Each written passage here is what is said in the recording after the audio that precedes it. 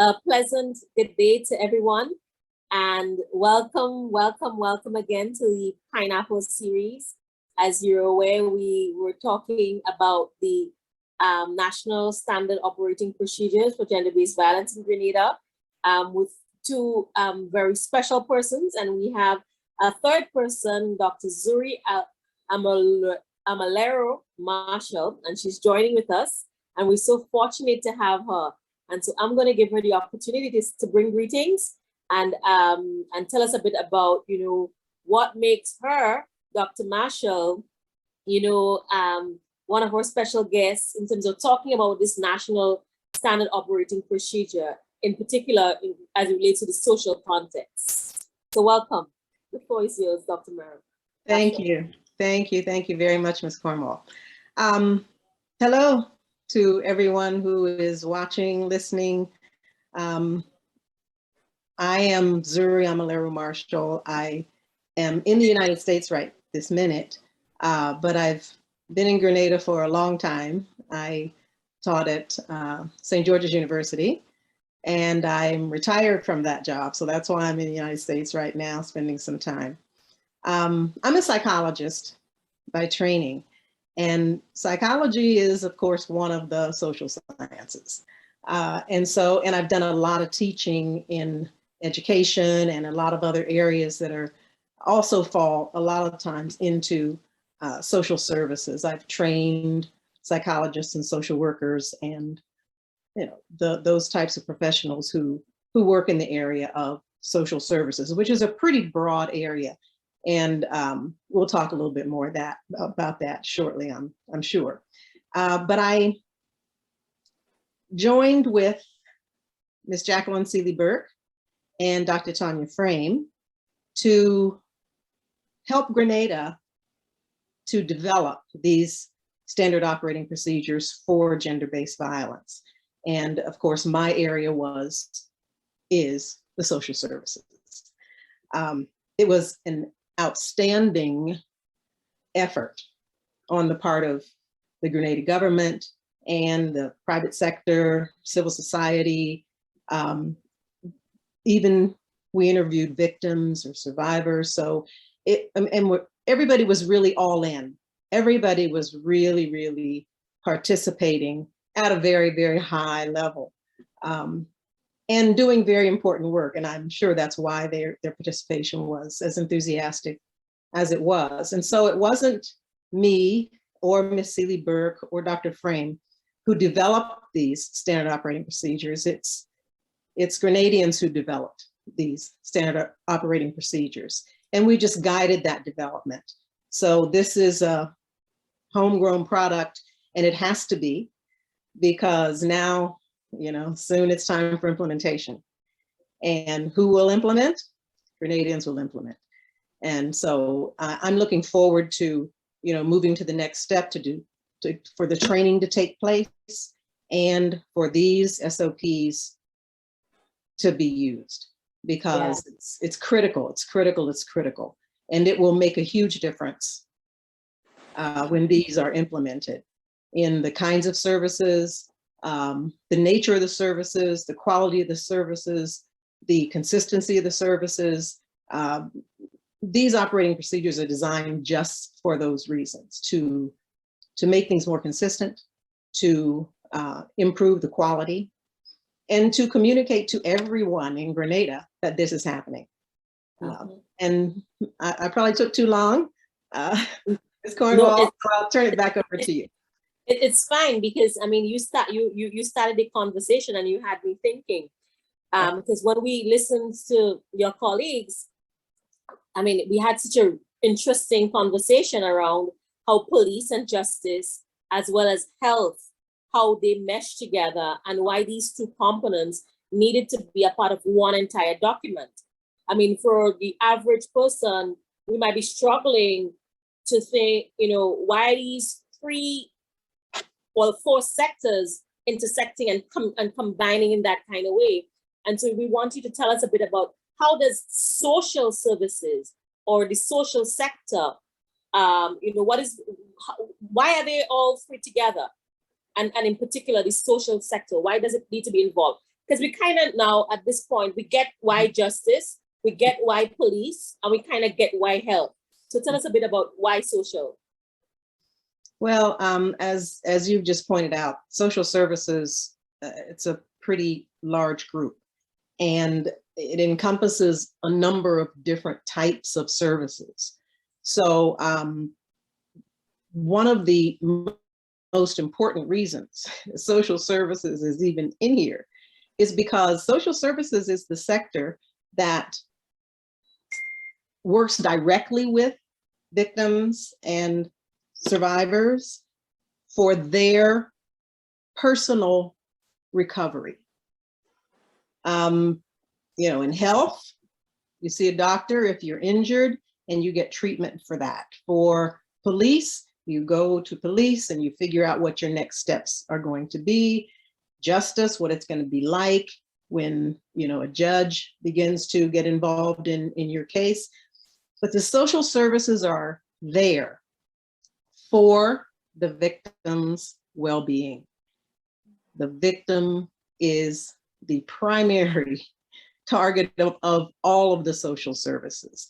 But that having been said, I need to also mention that within the social services, there is a segment of activity that's not directed, as I just said, at the victim or survivor, but is directed at the larger Grenadian community. Because part of what is taken care of in social services is community education about gender-based violence, about the dynamics, about the laws, about the effects, about the impacts, about the services. And everyone in Grenada needs to be informed. And that is one of the charges that social services sector has. And that is educating the community and also making sure the community has information, should they need it, to get service. If unfortunately someone, a woman or a child, unfortunately has an incident that involves violence, gender-based violence, everyone in Grenada should know what to do first. What do you do? Where do you go? Who do you call when this thing happens to you? And so the social service sector is also responsible for making sure that there is widespread information, whether it's TV ads, commercials, whether it's programs, whether it's an educational program in communities, whether it's hotline numbers, whatever avenue can get that information out. That's the job, one of the jobs of the social services sector. So it's primarily about helping victims get the services they need and helping them recover, which is empowering them to care for themselves, to know what to do in these circumstances, but also the community education piece is very critical as well. And it makes sense, right? Because of how widespread gender-based violence is, we'd understand why I may not be a victim yet, but the odds are 1 out of 3 that I may experience it at some point or know someone that might be experiencing it, and be a part of that, have the information so that I can support and respond accordingly, redirect, and so it makes sense that it is under that social arm, that access to that kind of information and that continued public education. Very powerful. And now we can see how these 4 pieces kind of intersect and work to support the overall efficiency of the system. Because it would be interesting to see, police and justice and health doing their bits, but at the end of the day, there isn't someone holding the hand of the victim, empowering the victim, supporting the victim, and even in some instances, working with them when these other systems may not be working in their best interests. When they may not have the voice to say, well, I hear what you're saying, but that's not what I want to do, or that's not what I want, and those kinds of things. So it makes sense. to have that in the holistic response. And so you mentioned in your introduction, and you alluded to it again, that when you think about social services, it's broad. And I want us to, just for the person who might be listening and trying to get a sense as to what are some of the key services that might fall on the, and you mentioned some of them already, services that might fall on the social services package, so to speak, around dealing with gender-based violence within, the Grenadian context. Yes. Now, as I'm sure you've heard from the other sectors, there are a large number of services provided under each of these sectors. In social services, I want to really just name them, Ms. Cornwall, because I know that people will be viewing this video, and if I only name some of them, then they may have had a question or a concern or something about one of the others. I want to make sure that I'm including all of the services that are a part of this sector, the social services sector. So bear with me for just a minute, and I'm going to just name those for the record. Okay. So I've already mentioned, in a way, crisis information.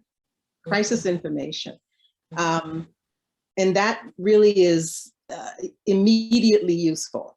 And that's why it's called crisis information. It's when you're in a crisis, what do you do? And that community education piece should help direct if a large enough segment of the community participates in those community education efforts. But crisis information is critical, because when you're in a trauma, it's a new, fresh trauma.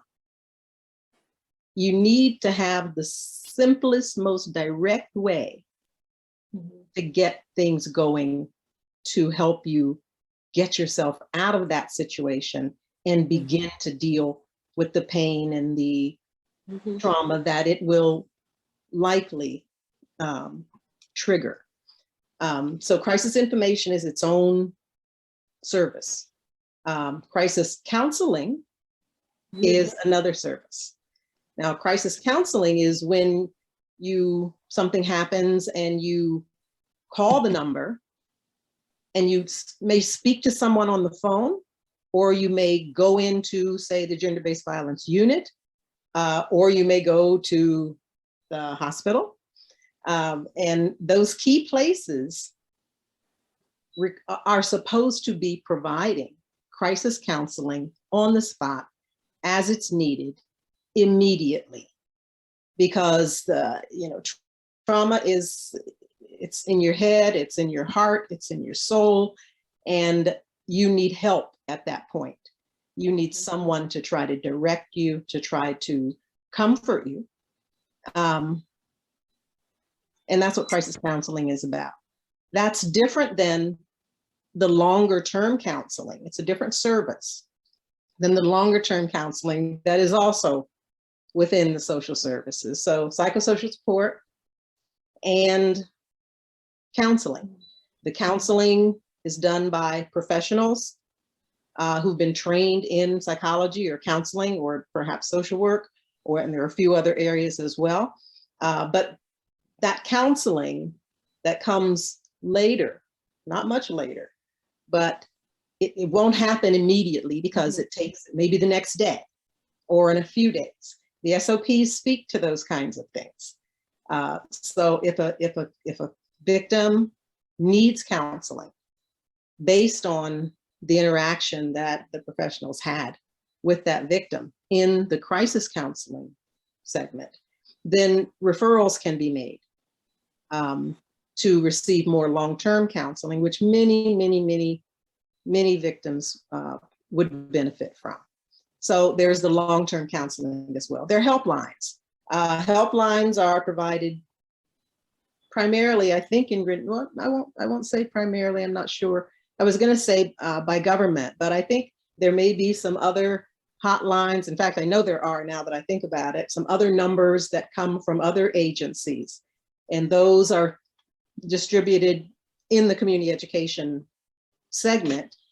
so that people can call these helplines if they find themselves in a situation where they need an immediate kind of response. Safe accommodations are one of the services, because often women who are victimized, they come, you do the crisis counseling, they're not going back where they just came from. They may have their children with them.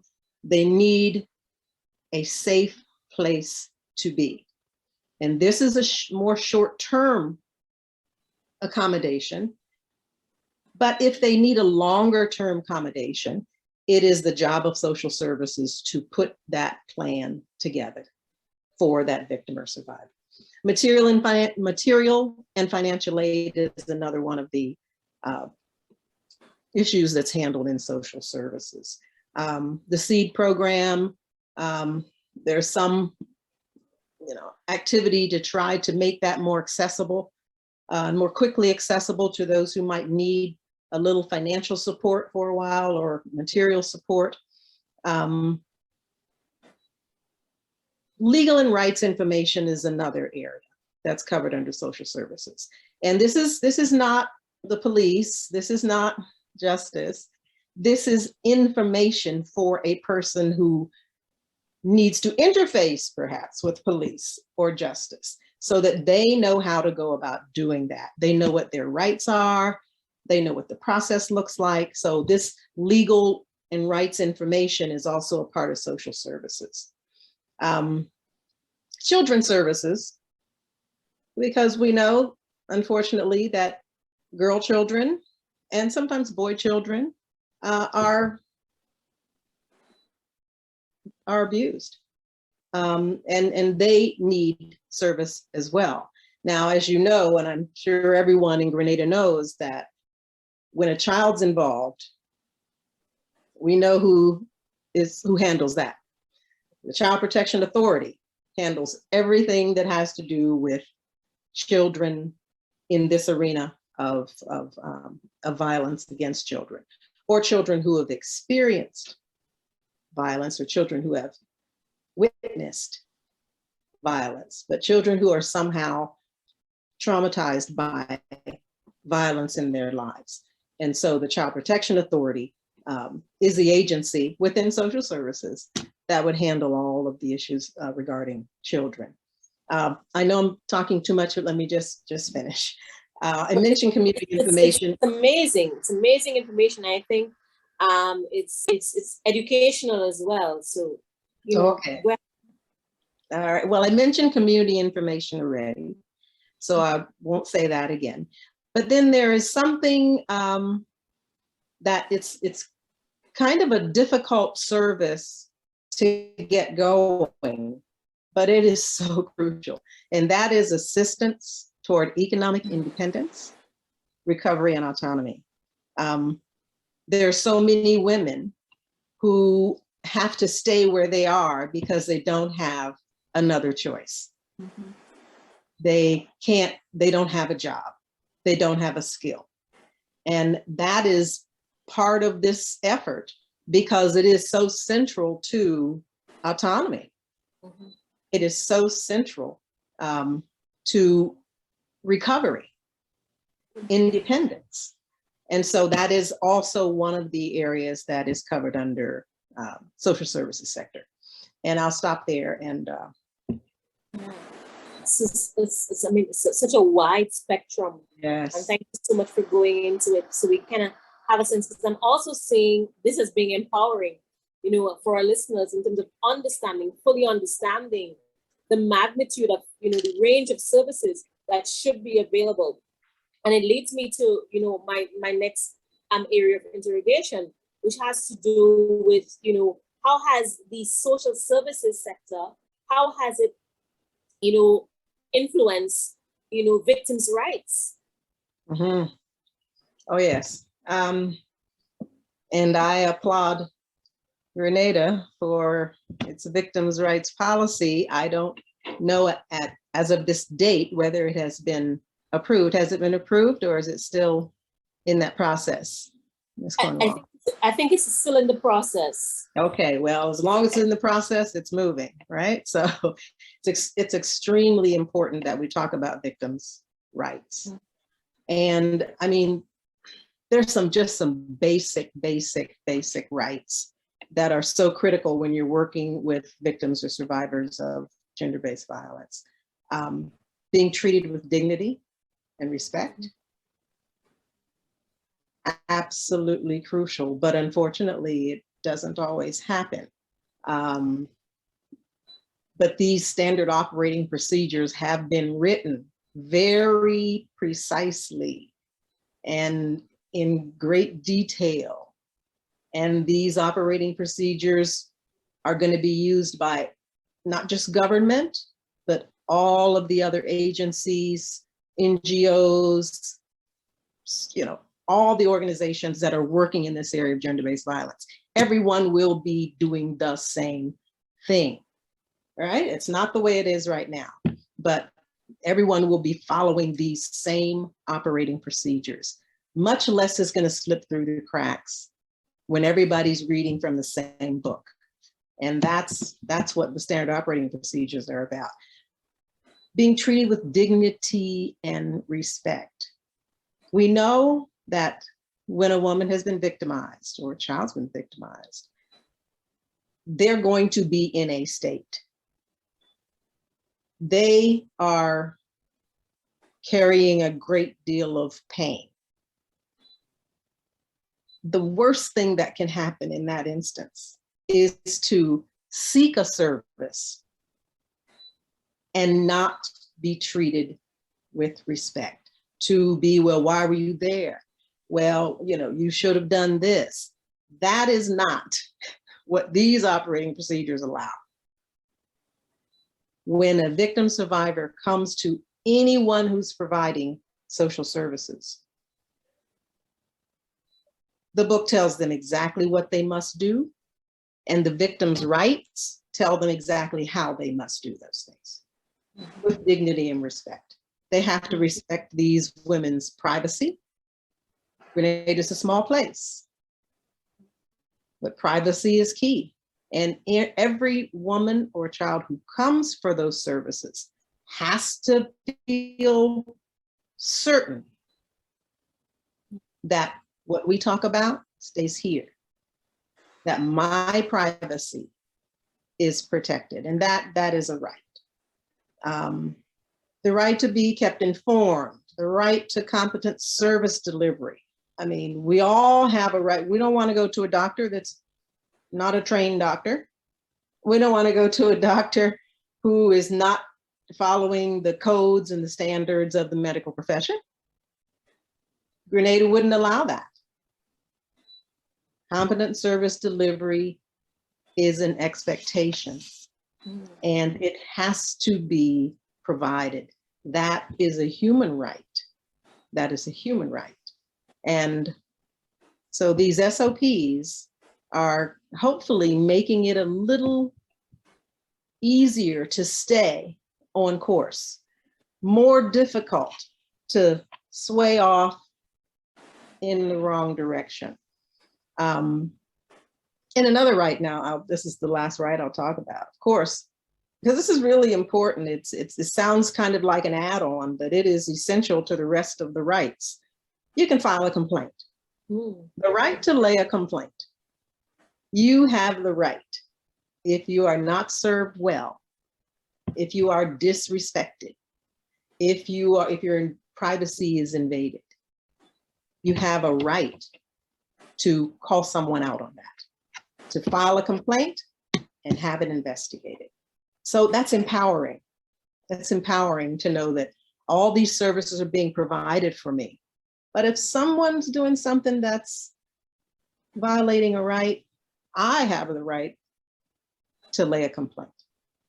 And that's, there are lots of other rights, but I just, mentioned a few of the ones that I think are really, really quite essential in all of the areas, all of the sectors. Yeah. Amazing. Yeah. Amazing work. And I mean, I've been in this work for over a decade, and just as I replay and reflect on all the things that you talked about, I can't help but feeling, that it almost presents a very ideal kind of world. And I know in your interaction with, service providers, victims, and so on, there must have been some challenges that were identified in terms of gaps.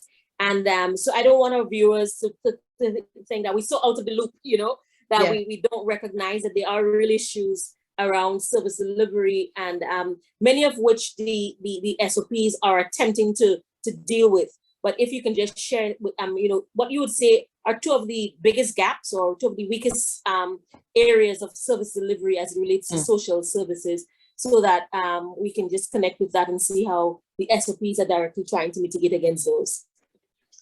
Well,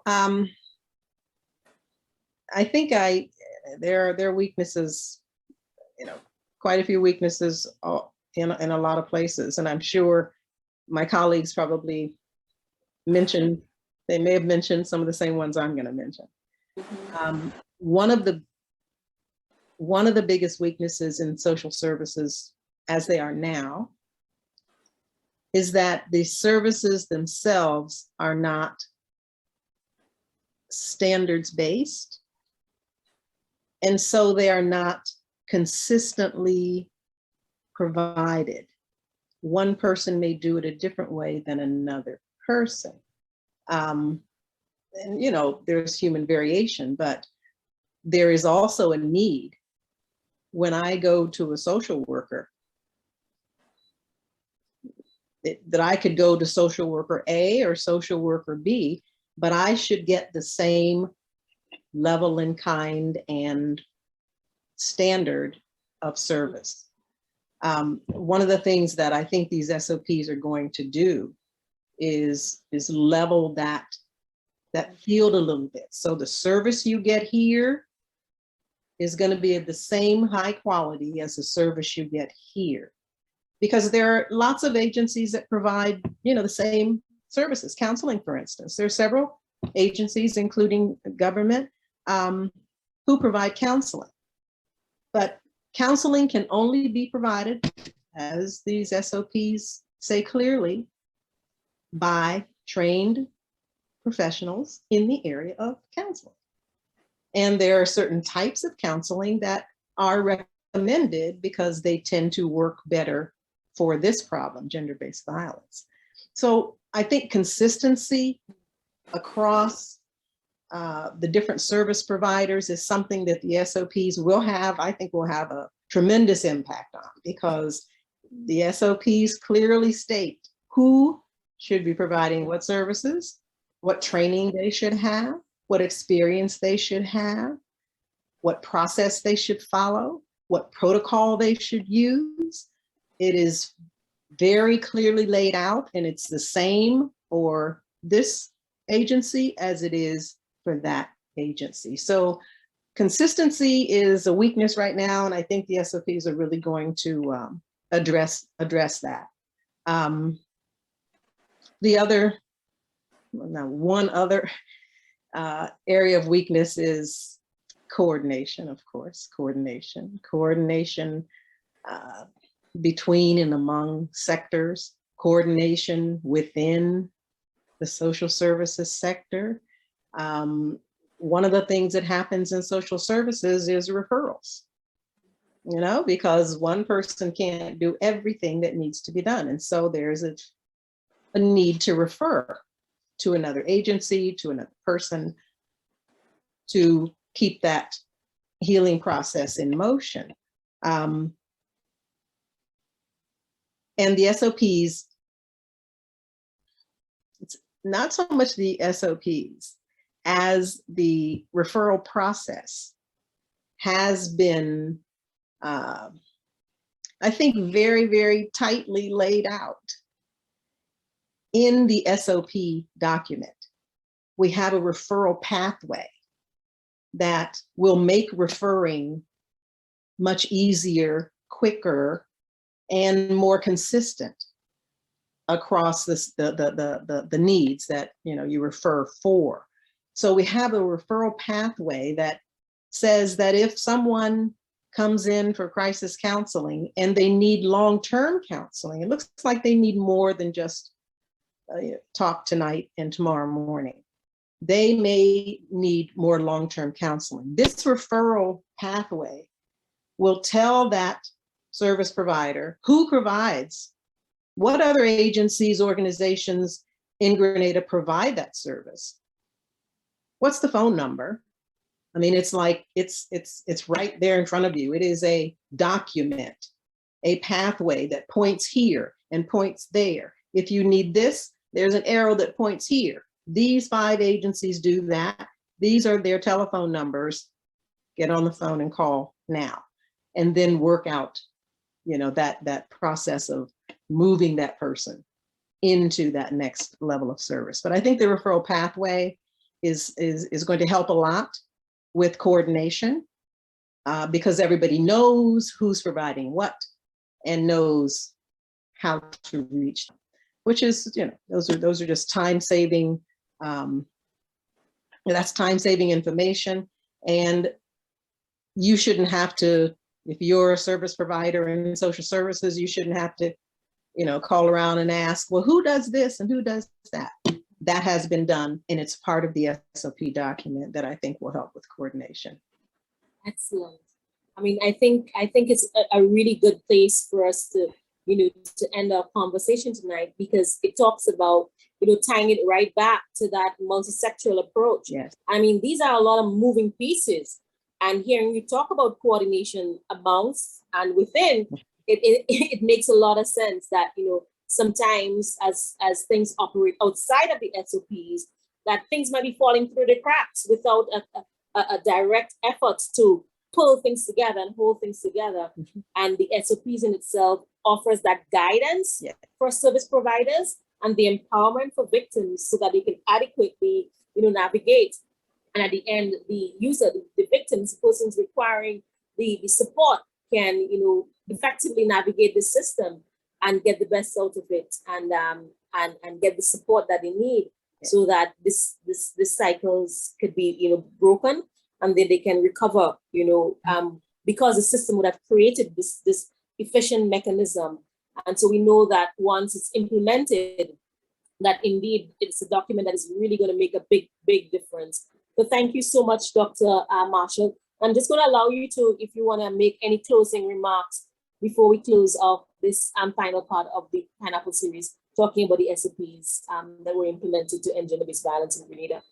I only want to say that Grenada is to really be applauded for moving these things along, for, you know, actively participating and creating these SOPs and moving them along to, you know, for the government to approve. You know, they say justice, you know, moves slowly, but this is really moving at a nice clip. And I just can't say enough about the commitment of service providers in Grenada, of government, of civil society, NGOs in Grenada who are working in gender-based violence. The commitment is there. And now you are beginning to, you know, put together these documents that help move this process along, the process to end gender-based violence, including, and I want to say the victims' rights policy again is a huge, huge, huge step. And you're right on the verge of that. These two processes, these two, they're more than documents. I'm trying not to say document because there's so much more than just a document. But the commitment to address gender-based violence straight on and fully is extremely commendable. And I wish Grenada and all the people who are providing services the best, because you have the tools. You have the tools. And now it's just a matter of training and implementing. Yes. So thank you so much for your hard work. You're I welcome. can't imagine how, you know, how involved a process like this would have been. But we're happy with, you know, the product and just the utility of it, as well as the impact that we know it's going to have. So thank you so much on behalf of the Grenadian people and persons who are going to use the tools. and benefit from it. Thank you so much. And thanks for being with us. You're very welcome.